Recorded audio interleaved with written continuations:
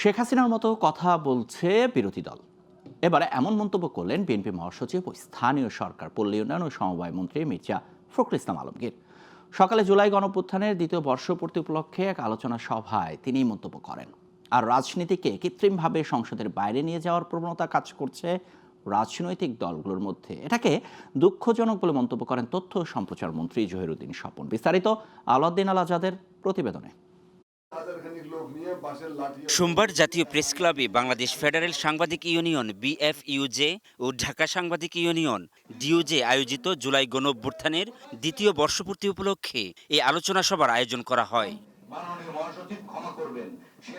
এ সময় তথ্য ও সম্প্রচার মন্ত্রী বলেন, এখনও রাজনৈতিক দলগুলোর মধ্যে রাজনীতিকে কৃত্রিমভাবে সংসদের বাইরে নিয়ে যাওয়ার প্রবণতা কাজ করছে।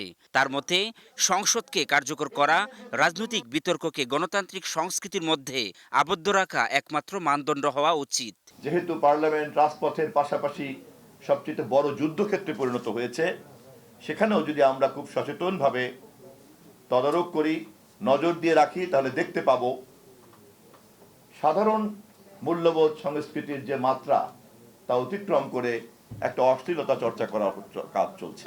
আর প্রধান অতিথির বক্তব্যে বিএনপি মহাসচিব ও স্থানীয় সরকার মন্ত্রী বলেন, সরকারে এসে জুলাইয়ের ঘোষণার প্রতিটি অংশ স্বাক্ষর করেছে বিএনপি। এরই মধ্যে কমিটি গঠন করা হয়েছে সংসদে। কিন্তু এখন যে ভাষায় বিরোধী দলের নেতারা কথা বলছেন, এভাবে কথা বলতেন শেখ হাসিনা।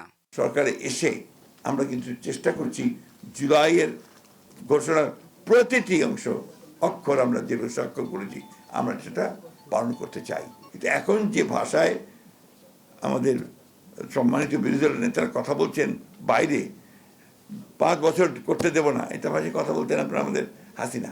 বিরোধী দল সমালোচনা ও সরকারের ভুল ধরিয়ে দেবে, তবে সেটা সংসদে হলে গণতান্ত্রিক পরিবেশ ঠিক থাকে বলেও মনে করেন স্থানীয় সরকার মন্ত্রী।